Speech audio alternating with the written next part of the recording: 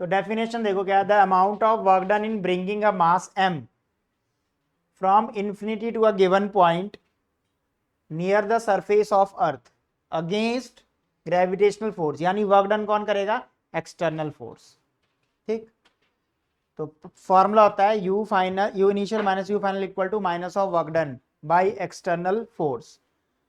तो डायग्राम देखो, हमने सबसे पहले बना लिया एक प्लैनेट, लेट सपोज अर्थ, जिसका मास m है, कहां पे कंसंट्रेट है, O पे, सेंटर पे। Late us consider a mass at infinity, जिसको हमने लेके जाना है इसके नियर, नियर कहां तक लेके जाना है, P वाले पॉइंट तक। तो इनफाइनाइट डिस्टेंस नॉट डिफाइंड है, तो हमने दो पॉइंट कंसिडर कर लिए, एक A वाला और एक B वाला। A से B का विड्थ डिस्प्लेसमेंट dx है, और A पे A का डिस्टेंस कितना है सेंटर से, x है। तो हम सबसे पहले लिखेंगे कि हमें A पे कितना फोर्स लगाना पड़ेगा, एक्सटर्नल एजेंट को कितना फोर्स लगाना पड़ेगा A पे, उस मास पे कितना फोर्स लगाना पड़ेगा, जितना की ग्रेविटेशनल फोर्स है। तो हम लिखेंगे फोर्स एट A, फोर्स का फॉर्मूला क्या होता है, G mass of earth mass of body divide by distance का स्क्वायर।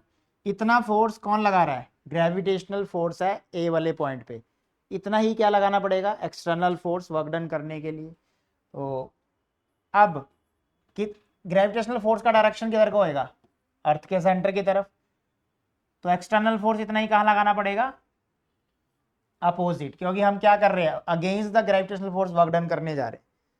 तो डिस्प्लेसमेंट किधर को हो रही है, ए टू बी, और एक्सटर्नल फोर्स किधर को लग रहा है, बी टू ए। तो let us consider a small work done, d W मान लेते हैं, let d W be work done against gravitational force, against gravitational force, gravitational force from A to B, A से B लाने के लिए। तो against है इसलिए माइनस साइन लग जाएगा, तो minus F external dot displacement. अब डॉट प्रोडक्ट खोलेंगे तो ये बन जाएगा F x cos theta.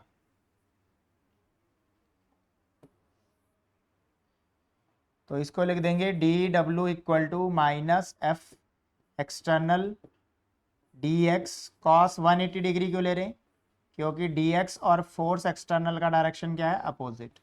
Cos 180 degree -1, तो बाहर वाले माइनस को ये प्लस कर देगा।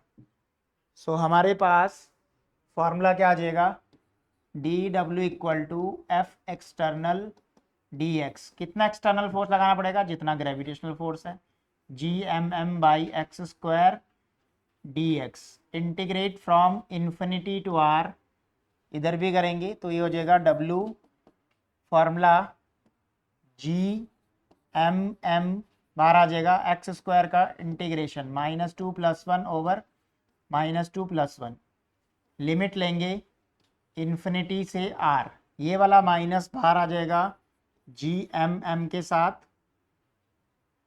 और 1/x को नीचे लिख लेंगे, इन्फिनिटी से आर, लिमिट पुट करेंगे जी एम एम 1/r -1/∞, 1/∞ 0 होता है।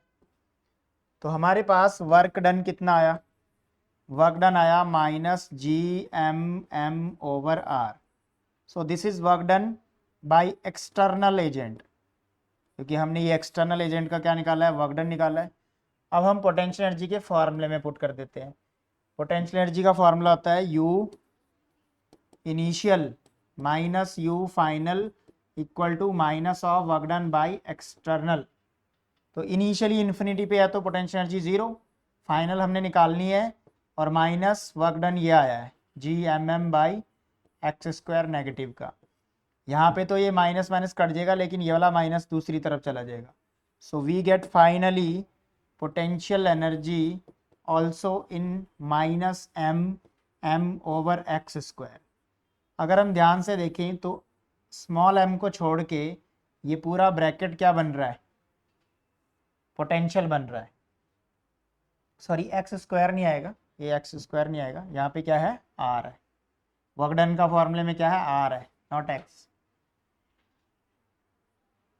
तो कितना आ जाएगा आर, आर तक लेके आएंगे तो इतना ब्रैकेट क्या बन जाएगा पोटेंशियल बन जाएगा, यू फाइनल अगर मैं इसको ऐसे समझूं तो minus G M by R, ये हो गया पोटेंशियल और into mass. So potential energy को हम क्या लिख सकते हैं, पोटेंशियल इनटू मास भी लिख सकते हैं।